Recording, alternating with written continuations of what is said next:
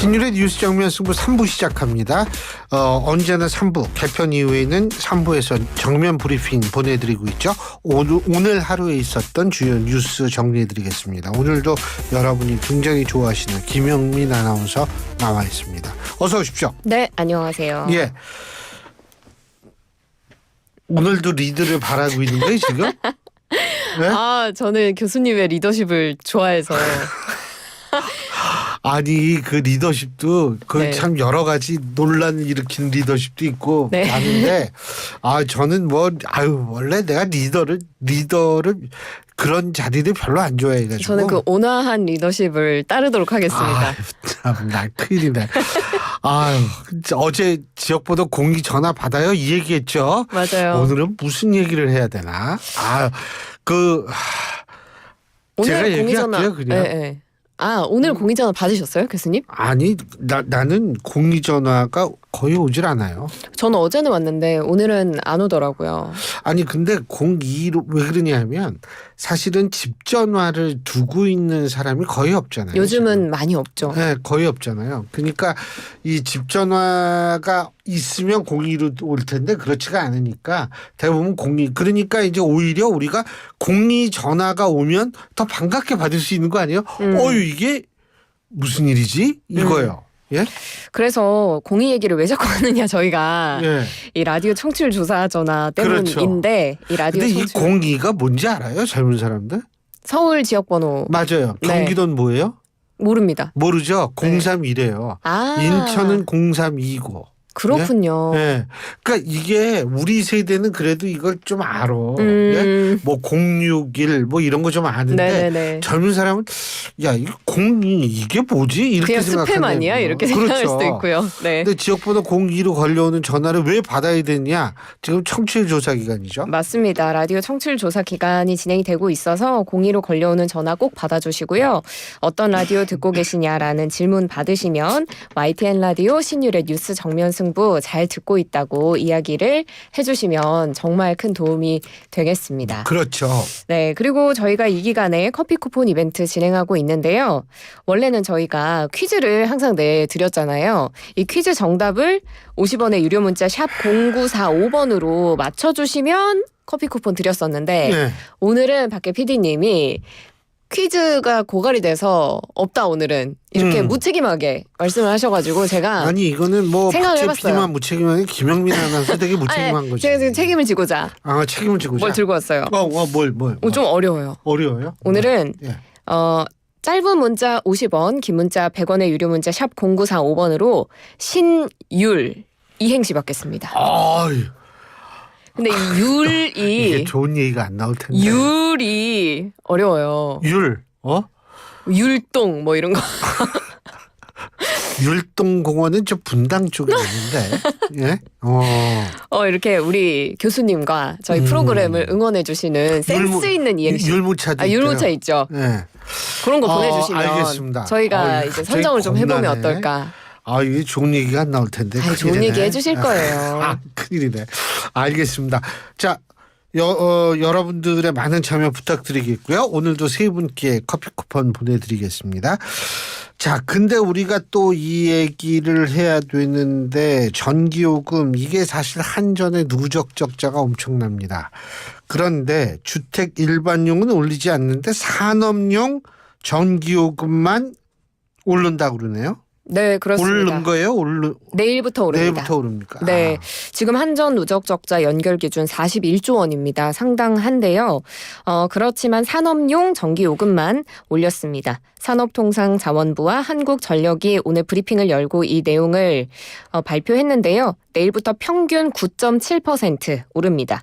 대용량 고객 대상인 산업용 을 전기요금은 1kW 시당 165.8원에서 182.7원으로 10% 넘게 오르고요.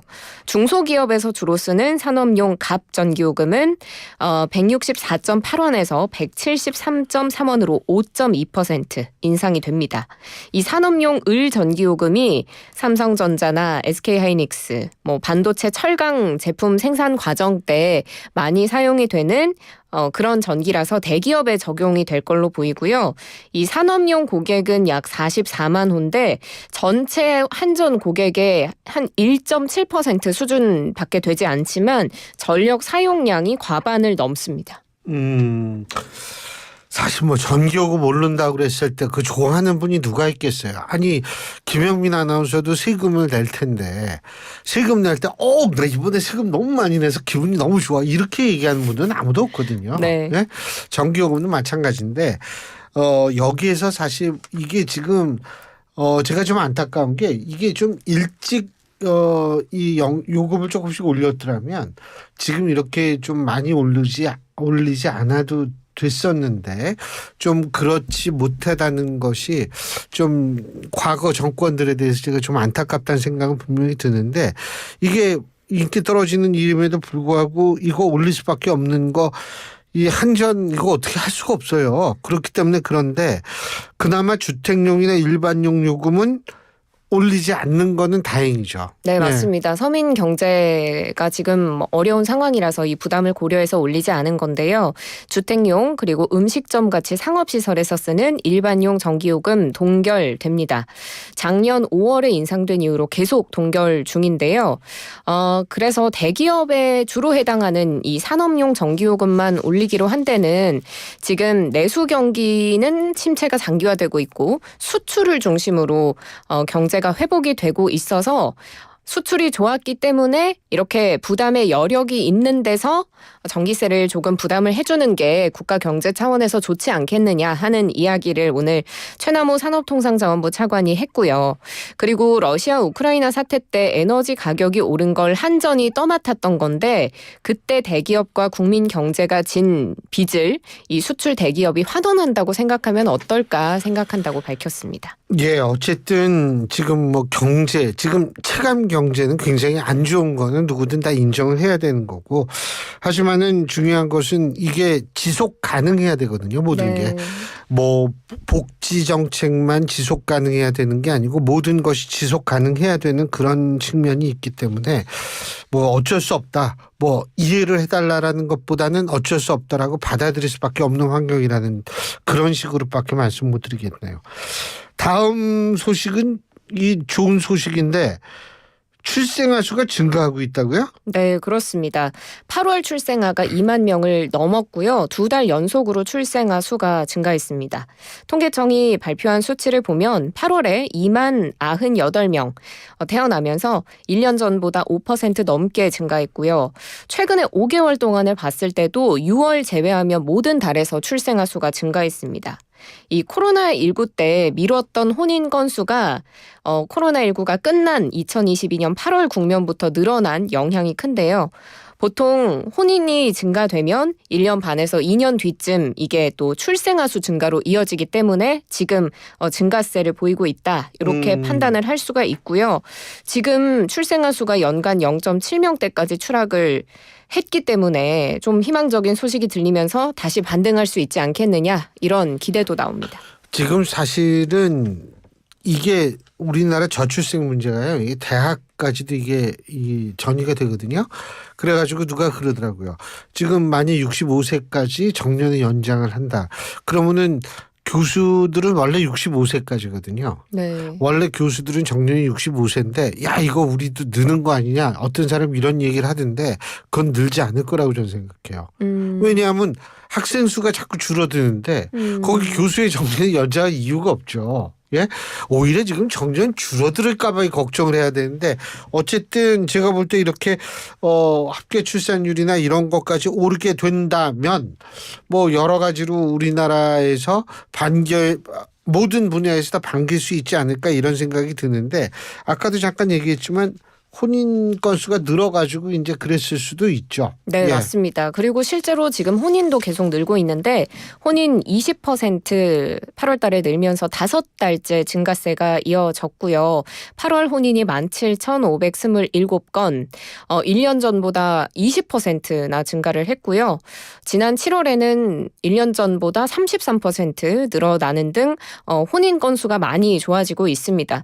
결혼 정년기인 30대 초반의 결혼이 결혼이 늘면서 이런 상승세를 견인한 걸로 보이고요. 그리고 결혼 페널티를 줄이기 위한 정부의 정책 효과도 이런 혼인 증가에 영향을 미친 것으로 분석이 됩니다. 그렇지만 고령화 때문에 사망자가 늘어서 8월에 인구는 12,146명 자연 감소했습니다. 뭐 결혼 페널티를 줄이기 위한 정책 효과도 물론 있겠지만 제가 볼 때 요새 결혼들 많이 하는 건 맞아요. 요새 젊은 사람들 이 식장 예약을 보통 한 길으면 1년. 맞아요. 뭐 이 정도 전에 하더라고요. 그러니까 그만큼 사실은 결혼들을 많이 한다는 건데 결혼하는 거 뭐 결혼을 안 하는 것이 바람직하고 결혼하지 않는 것이 바람직하지 않다라는 이분법적으로 전 접근해서는 안 된다고 생각해요. 그리고 제가 거듭 말씀드리지만 결혼을 해서 아이를 안 갖기로 결정한 그러한 어떤 그 의사 결정도 전 존중받아야 마땅하다고 생각하거든요.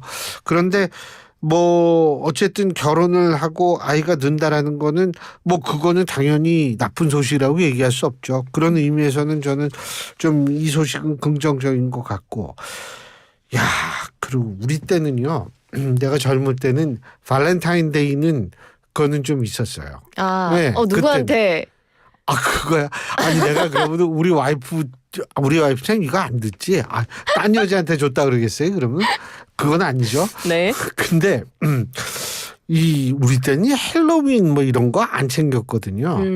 근데 어떻게 좀 어떻게 분장도 좀 해보고 해봤어요? 진짜 한 번도 안 해요. 제가 굉장히 잘할 것 같지만 한 번도 안 해봤습니다. 뭐 잘할 것 같지도 않아요. 그래서 물어봤어요. 그렇군요. 예. 네.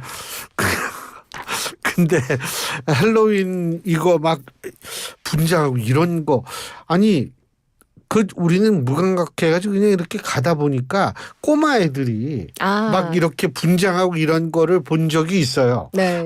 그래서 오늘이 헬로윈이구나 이걸 아는데 근데 뭐 요새 젊은 사람들 헬로윈 챙기는 사람들 많은 것 같은데 지난번에 우리가 아주 불행한 일을 겪었었죠. 이태원 참사. 그래서 이번엔 이태원의 안전요원을 4,200명을 배치한다. 뭐 이런 얘기가 있네요. 맞습니다. 이태원 참사 이후에 우리가 그걸 꼭 기억하고 앞으로 그런 일이 일어나지 않도록 사실 재발을 막는 것이 정말 중요할 텐데요. 다음 주면 벌써 헬로윈 데이입니다. 그래서 말씀하신 것처럼 이태원 관광특구 쪽에만 안전요원이 4,200여 명 배치가 돼서 인파 분산과 같은 안전조치를 시행하고요. 서울시가 인파 밀집이 예상되는 서울 시내 지역들에 대해서 특별 안전관리 대책 시행한다고 밝혔습니다. 이태원을 비롯해서 홍대 관광특구, 성수동 카페거리, 건대 마세거리, 강남역 등등 11개구 15곳 지역이 선정이 됐고요. 그중에서도 사람들이 더 많이 모이는 8곳은 중점 관리 지역으로 지금 선정이 됐습니다. 근데 이제 사실 구체적인 어떤 인파 관리 대책 이런 것들이 이제 안전요원 배치하는 것도 물론 기본이고 이게 좀 더 아주 치밀하고 구체적인 계획을 세워야 되는 거 아니겠어요? 네, 맞습니다. 지금 이태원 같은 경우에는 이태원역이 지하철 6호선이잖아요. 그 지하철 하차 인원을 기준으로 단계별 혼잡도에 따라서 인파 관리 대책을 가동하기로 했고요. 세계 음식문화거리 퀸온길 일대는 혼잡도가 경계 단계 이상이 되면 인파 유입을 통제, 차단하고 입출구도 분리해서 운영하기로 했습니다. 홍대 관광특구는 그 사람들 제일 많이 다니는 레드로드라고 하는 그쪽에 재난문자 전광판 설치를 해서 혼잡도와 관련한 정보 제공하고요. 그리고 AI 인파 밀집 분석 시스템을 확대 설치해서 이 인공지능 기술을 활용한 모니터링도 한다고 합니다. 건대 마세거리 같은 경우에도 실시간 모니터링하고 만약에 사람이 너무 많으면 지하철 무정차 통과를 하거나 재난문자를 발송하거나 인파 위험 경보를 또 스피커를 통해서 알려준다고 하고요. 뭐 이뿐 아니라 현장 순찰, 펜스 설치, 교통 통제에 나서는 건 물론입니다. 그리고 서울시가 현장 상황실 설치하고 시 자치구의 재난안전 상황실 운영도 강화를 하는데 이 CCTV로 통합관제센터랑 연계를 해서 실시간으로 무슨 일이 일어나는지 살피고 사고 위험이 있을 때 신속하게 대피한다는 방침입니다. 물론 여러 가지 고려를 해가지고 치밀하게 계획을 세웠겠지만 지난번에 불꽃 축제 있죠? 네. 그때 굉장히 역할을 한 게 드론이었어요. 아, 그렇군요. 예. 그러니까 이번 같은 경우에 헬로윈 이때도 이 드론 같은 거를 띄워서 각 지역에서 불꽃 축제 때 드론이 구역구역 나눠서 3대인가 4대 떴을 거예요.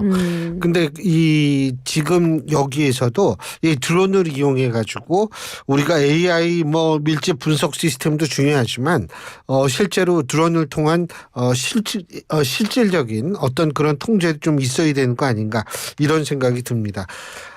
이야. 기대가 됩니다. 뉴스보다 더 기다려진 이 시간. 4284님. 신선한 뉴스 들으며 율무차 한 잔 마시면서 건강에 도움이 된다네요. 이야. 야, 8411님. 신율은 5,000원이다. 율곡 2처럼 현명하다. 아이고, 아유, 이렇게. 등단하셔도 되겠는데요? 아이고, 이게 4151님. 신기하게도 끌리는 방송. 유리가 진행하는 정면승부. 고맙습니다. 아유, 얼마나 친밀감 있고 좋아요. 지금 오늘 4284님, 8411님, 4151님께 커피 쿠폰 보내드리겠습니다. 야, 진짜, 어이. 대단하신 분들이 많네. 그러니까요. 예, 저는 요새 머리가 안 돌아와요. 더 이상. 오늘 김영민 아나운서 수고했어요. 네, 고맙습니다. 내일 뵙겠습니다. 유리 그래요. 앵커님. 그래요. 잘 가세요. 예, 지금까지